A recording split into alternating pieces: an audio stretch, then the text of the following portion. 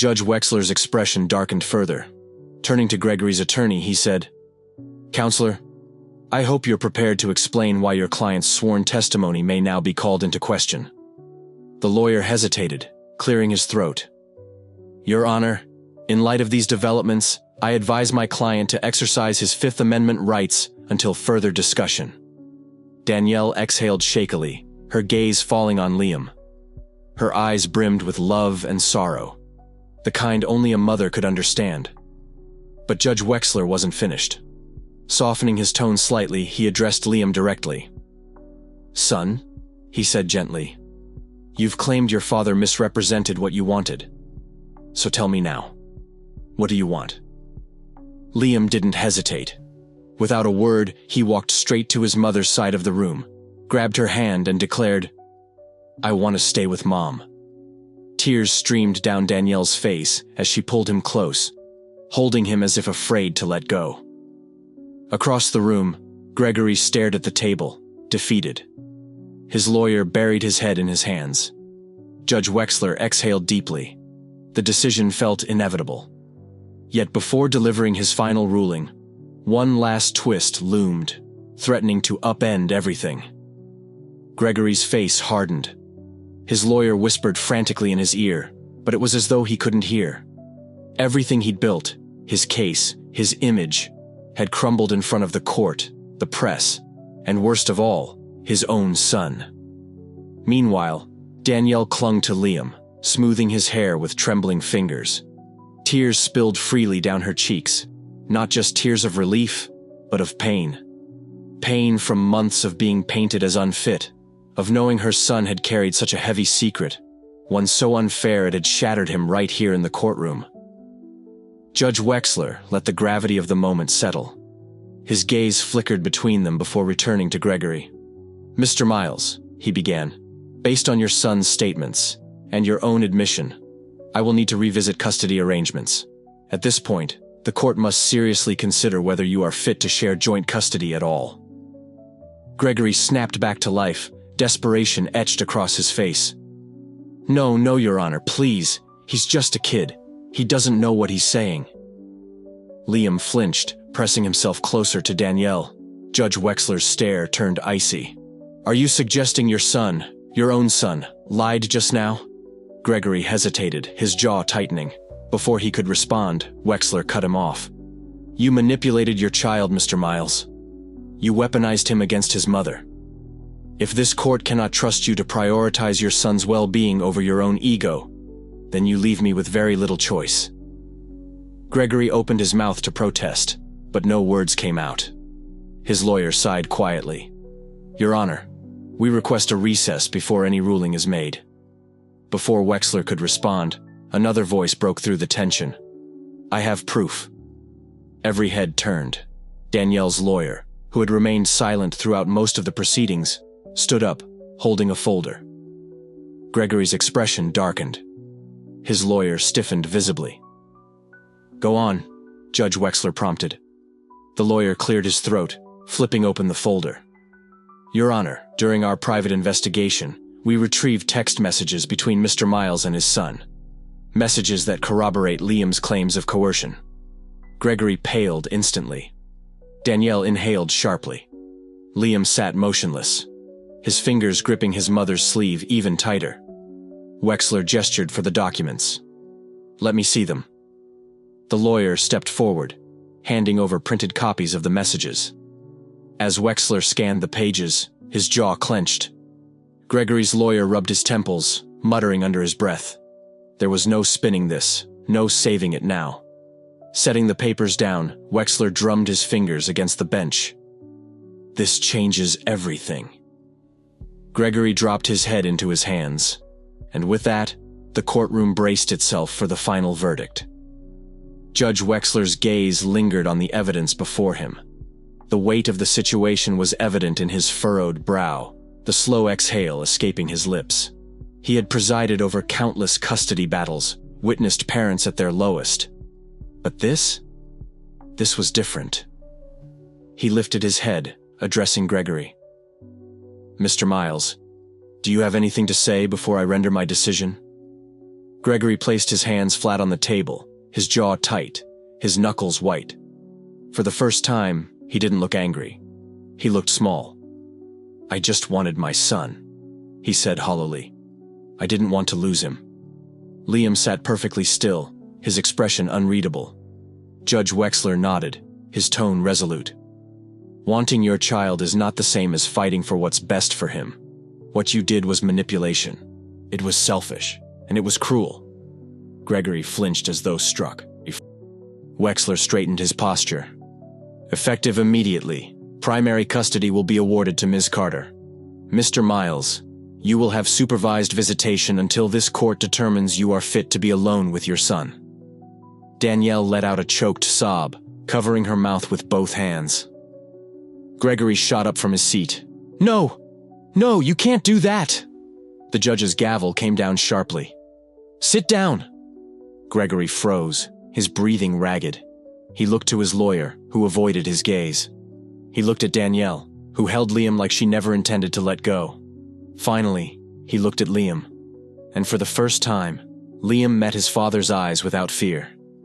In that moment, Gregory realized he had lost far more than a legal battle. The judge's voice rang out with finality. "Court is adjourned." The sound of the gavel echoed through the room, sealing the verdict. As people began filing out, Danielle turned to Liam, brushing the hair from his face. "We're okay now," she whispered. "We're okay." Liam nodded, but his voice was quieter when he spoke. "Are we really?" Danielle blinked, swallowing hard. She cupped his face, her eyes shining with determination. "Yes, baby. We really are." Gregory remained frozen, watching as Liam walked away with his mother, never looking back. Lies unravel eventually, no matter how tightly woven. In the end, the truth doesn't just set people free. It exposes those who try to bury it. Parents often forget the most important person in a custody battle isn't them. It's the child. This isn't about winning. It's about doing what's right. If this story resonated with you, subscribe for more real-life lessons that remind us. Truth always finds its way out. Your Honor, I would never intentionally do anything to harm my own son. Liam let out a bitter laugh, the kind no child should ever have to summon. "That's funny," he said, his voice sharp with irony, "because that's all you ever do." Danielle gasped audibly, but Judge Wexler raised a hand, silencing her before she could interject. His focus remained fixed on Gregory. "I'll ask again," the judge said firmly.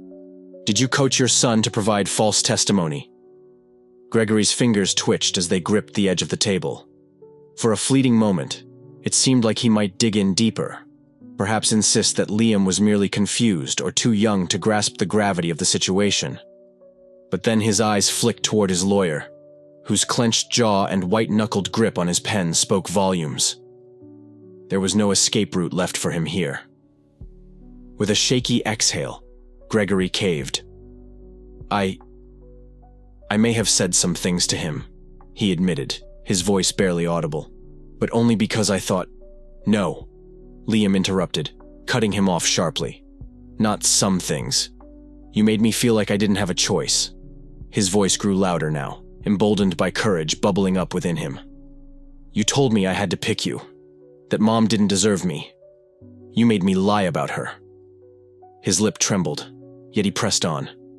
And I hated it. Every single time. Gregory's face contorted. A storm of shame, regret, and anger swirling together. It was impossible to tell which emotion held sway over him. Judge Wexler's expression darkened further as he turned to Gregory's attorney. "Counselor," he began sternly, "I hope you're prepared to explain why your client's sworn testimony may not be credible." The lawyer hesitated, clearing his throat nervously. "Your Honor, given this new development, I advise my client to exercise his Fifth Amendment rights until we can discuss further." Danielle exhaled shakily, turning instinctively to Liam. Her eyes brimmed with an ache so profound only a mother could carry it. Love laced with sorrow born from months of being painted as unfit, of knowing her son had been forced to shoulder an unbearable burden. But Judge Wexler wasn't finished yet. He leaned forward slightly, softening his tone as he addressed Liam directly. "Son, you've stated that your father misrepresented what you truly wanted. So let me ask you plainly, what do you want?" Liam didn't hesitate. Without missing a beat, he stood, walked straight to his mother's side of the room, and took her hand in his. "I want to stay with Mom," he declared, his voice steady despite the tears spilling down Danielle's cheeks. She pulled him close, wrapping her arms around him like she feared even letting go for a second. Across the courtroom, Gregory stared at the table, defeated. Beside him, his lawyer buried his face in his hands. The air felt heavy with finality as Judge Wexler sighed deeply. Yet, just as he prepared to deliver his ruling, one last twist threatened to upend everything. Gregory sat motionless, his face carved from stone while his lawyer whispered urgently into his ear. But it was futile.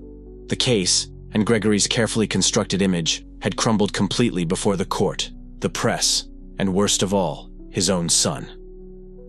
Danielle clung to Liam, smoothing his hair absently, afraid he might slip through her fingers once more. Tears streamed freely down her face, mingling relief with lingering pain, the kind that comes from months of accusations, doubt, and heartbreak. She knew how much Liam had suffered under the weight of secrets too heavy for any child to bear. Judge Wexler allowed the moment to settle, his gaze shifting between the fractured family before returning to Gregory. "Mr. Miles," he said gravely, "based on your son's statements and your own admission, I must revisit custody arrangements. At this point, the court must seriously consider whether you are fit to share joint custody at all." Gregory snapped back to life, desperation etched across his features. No, Your Honor, please," he pleaded, his voice frantic. "He's just a kid. He doesn't know what he's saying." Liam flinched at the outburst, pressing himself closer to Danielle. Judge Wexler's glare hardened. "Are you suggesting your son, a child, is lying to this court right now?" Gregory faltered, his jaw tightening. Before he could respond, the judge continued, his words slicing through the tension. "You manipulated your own child, Mr. Miles. You used him as a weapon against his mother. And if this court cannot trust you to prioritize your son's well-being over your own desires, then you leave me with very little recourse." Gregory opened his mouth to argue, but no sound came out. His lawyer sighed quietly, resigning himself to the inevitable. "Your Honor, we'd request a recess prior to any formal ruling." Before Wexler could respond, another voice cut through the room. "I have proof." Every head turned. Danielle's attorney, who had remained silent throughout most of the proceedings, rose slowly, holding a folder aloft. Gregory's face darkened, his lawyer stiffened visibly, and Judge Wexler frowned. "Proceed," he instructed. The lawyer cleared his throat, opening the folder. "Your Honor, during our private investigation, we uncovered text messages exchanged between Mr. Miles and his son, messages that corroborate Liam's claims of coercion." Gregory paled instantly. Danielle sucked in a breath, while Liam sat frozen, his small hand gripping his mother's sleeve tighter. "Let me see them," Judge Wexler ordered. The lawyer stepped forward, handing over printed copies of the texts. As Wexler scanned the pages, his jaw tightened. Gregory's attorney rubbed his temples, muttering under his breath. There was no spinning this, no saving it. Setting the papers down, Wexler drummed his fingers against the bench. "This changes everything." Gregory dropped his head into his hands, and the courtroom braced itself for the final verdict. Judge Wexler's gaze lingered on the damning evidence before him, the weight of the decision evident in his furrowed brow and measured breathing.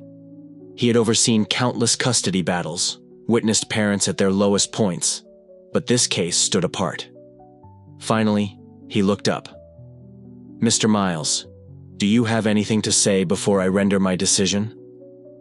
Gregory's hands lay flat on the table, his knuckles white, his jaw rigid. For the first time, he didn't look angry. Instead, he appeared diminished, fragile.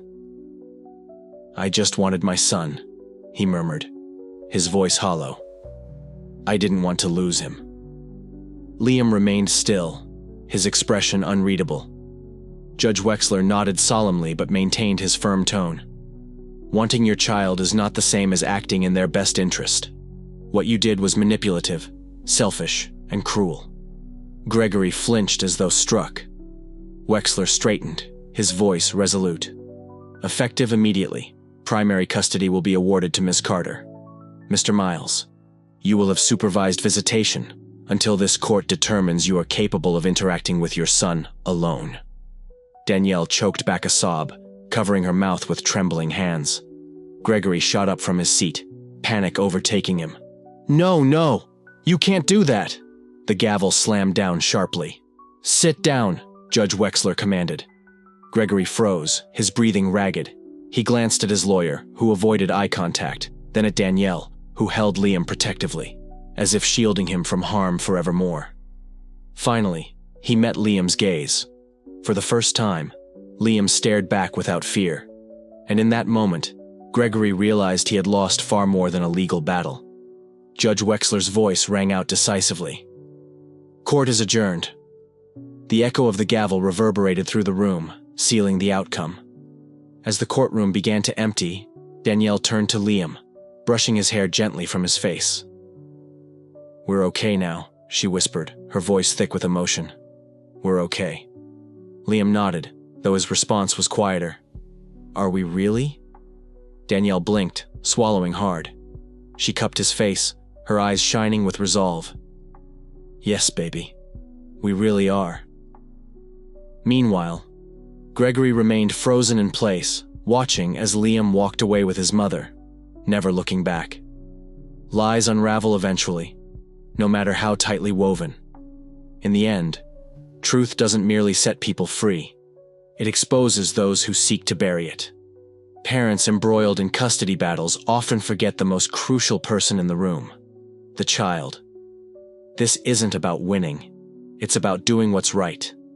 If this story resonates with you, subscribe for more real-life lessons reminding us all that truth always finds its way out. In a courtroom thick with tension, where even the rhythmic ticking of the wall clock seemed to echo like thunder, 10-year-old Liam Miles stood up and changed everything. The case had captivated the small town for months, a bitter custody battle between Danielle Carter, once seen as a devoted mother now branded reckless by her ex-husband's legal team, and Gregory Miles, who presented himself as the stable, responsible father fighting to protect his son from neglect. Judge Thomas Wexler, known for his unyielding demeanor, was about to deliver his verdict when Liam's voice pierced the silence. Wait, he said, stepping forward despite the weight of every eye in the room on him. His small frame belied the enormity of what he carried. Truths that would shatter the carefully constructed narratives spun by both parents. What did you mean, son? Judge Wexler asked, his tone firm yet measured. They lied, Liam replied, his voice unwavering this time. They both lied. Gasps rippled through the gallery as murmurs erupted. Danielle looked stricken. Gregory's jaw tightened, but neither could interrupt the boy who finally found his voice. Liam spoke of fabricated stories meant to paint one parent as unfit while elevating the other. He revealed moments of abandonment by his father, missed school pickups, forgotten soccer games, all overshadowed by Gregory's relationship with another woman. Each word out of Liam's mouth stripped away layers of deception until the truth lay bare. Gregory wasn't just lying about Danielle, he was manipulating Liam too. I never said I wanted to live with him, Liam confessed, tears threatening but determination blazing in his eyes. He told me if I said it, things would be easier. No more fights. No more crying. Danielle sobbed openly, clutching at her chest as though trying to hold herself together. Gregory shot up, denial etched across his face, only to be silenced by Judge Wexler's commanding gavel strike. Sit down, Mr. Miles, the judge ordered, leaving no room for defiance. But Liam wasn't done. With trembling hands gripping the wooden rail before him, he delivered the final blow. He said if I didn't do what he asked, I'd never see my mom again. The courtroom exploded into chaos. Whispers, gasps, shock written on every face. Even Gregory's lawyer appeared uneasy. Danielle sat motionless, her world crumbling and rebuilding simultaneously around her son's bravery. And Gregory? Frozen, his carefully crafted facade crumbling under the weight of his son's honesty. Judge Wexler let the noise settle before speaking again, his voice cutting through the din like steel. "Mr. Miles," he began, turning his sharp gaze toward Gregory, "we have much to discuss." In that moment, Liam didn't just expose lies, he reclaimed his voice, his truth, and perhaps, most importantly, his future. Gregory opened his mouth to speak but closed it just as quickly, the weight of Liam's words pressing down on him like an invisible force. His face drained of color, yet this case was far from over. There were still layers to uncover. The courtroom seemed to shrink around him, the air thick and suffocating, every pair of eyes fixed intently on Gregory Miles, waiting for his next move. Judge Wexler exhaled slowly, pressing his fingertips together before speaking. "Mr. Miles," he began, his tone deliberate, "your son has made serious claims under oath. Do you deny instructing him to lie to this court?" Gregory's usual confidence faltered. He licked his lips nervously as his lawyer leaned in, whispering urgently into his ear. But Gregory barely reacted. The truth had cornered him, and he knew it. His voice cracked. Clearing his throat, he tried again. "Your Honor, I would never do anything to hurt my son." A bitter laugh erupted from Liam, a sound no child should ever have to make. "Funny," he said sharply, "because that's all you ever do." Danielle gasped audibly, but Judge Wexler raised a hand to silence her, his focus unwavering on Gregory. "Let me ask again," he said firmly. "Did you coach your son to give false testimony?" Gregory shifted uncomfortably, gripping the edge of the table so tightly his knuckles turned white. For a fleeting moment, it seemed like he might double down, insist that Liam was confused or misunderstood. But then he glanced at his lawyer, whose clenched jaw and tense grip on his pen signaled one thing: there was no escape. With a shaky breath, Gregory admitted, I may have said some things to him." His voice was barely audible. "But only because I thought—" "No!" Liam interrupted, his courage swelling. "Not some things. You made me feel like I had no choice. You told me I had to pick you, that Mom didn't deserve me. You made me lie about her." Tears welled in his eyes, but he didn't stop. "And I hated it. Every single time I hated it." Gregory's face twisted with emotion. Shame, regret, anger, perhaps all three colliding at once.